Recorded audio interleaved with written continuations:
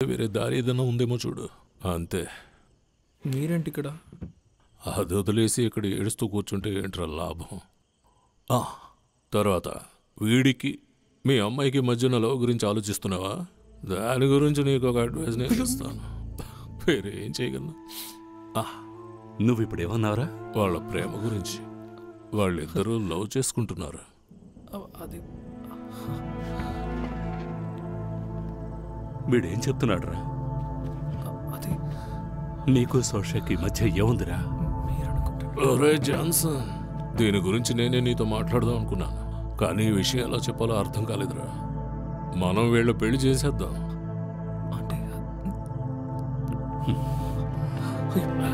ఒక నిమిషం ప్లీజ్ ఆగండి. నేను ఇది కావాలని చేయలేదు, ఏదో తెలియక జరిగిపోయింది. ప్లీజ్. ఎందుకైనట్రా నా మీద ప్రేమ నటించి ఇంట్లోకి వచ్చావు? ఇంకెప్పుడైనా నా ఇంటి గడప తొక్కితే ఇద్దరి కాళ్ళు నరికి పారేస్తా. జాన్సన్,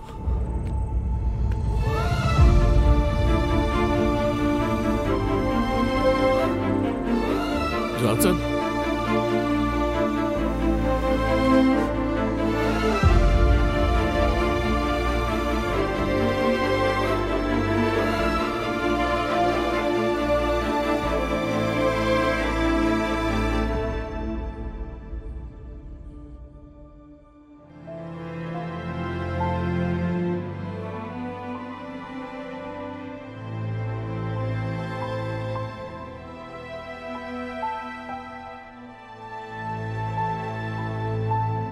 వాళ్ళు గొడవ చేసి వెళ్ళినా జస్ట్ 10 minutes or 12 hours, లేకపోతే 2 days, దాని దాటి వెళ్ళరు.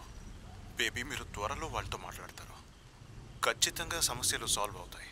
హలో కాల్ కట్ అయింది అనుకుంటాను.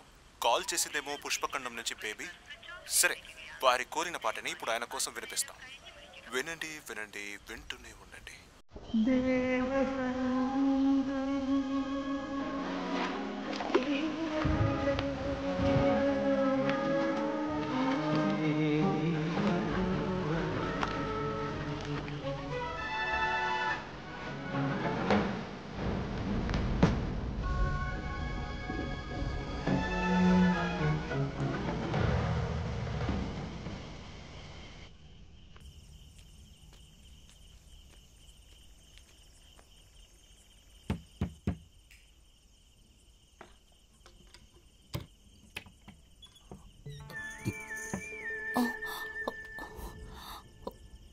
ఏంటి? ఈ లోకంలో భయంకరమైంది ఏంటో తెలుసా నీకు?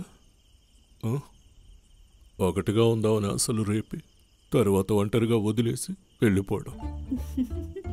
ఒకరోజు నువ్వు ఇది అనుభవిస్తావు, అప్పుడు నవ్వుదుగానే. ఏంటి ఇందులో నేను అర్థం చేసుకుంది, నేనెప్పుడూ నీకు సబ్స్టిట్యూటే. నీ భర్త మళ్ళీ తిరిగి వస్తే మనిషిని మార్చే సబ్స్టిట్యూట్. వద్దరాత్రి మందు కొట్టొచ్చి ఇలా ఫిలాసఫీ మాట్లాడొద్దని ఎన్నిసార్లు చెప్పాను. ఇదంతా నీకు ఫిలాసఫీయా? అందుకే ఫోన్ ఆఫ్ చేసుకున్నావా? గొడవ పడాలంటే జస్ట్ 10 minutes, 12 hours, ఇంకా మ్యాక్సిమం 2 days. మనిద్దరూ మాట్లాడుకొని అసలు ఎన్ని రోజులైందో తెలుసా? ఫోన్ని నా కూతురు పగలు కొట్టేసింది. దాన్ని టౌన్కి తీసుకువెళ్ళి రిపేర్ చేయాలి. కానీ నువ్వు ఎలాగైనా ఫోన్ చేయొచ్చు. నేను ఎలాగోలా కాల్ చేస్తాను. ఇప్పుడు మీరు వెళ్ళండి, ప్లీజ్ వెళ్ళండి.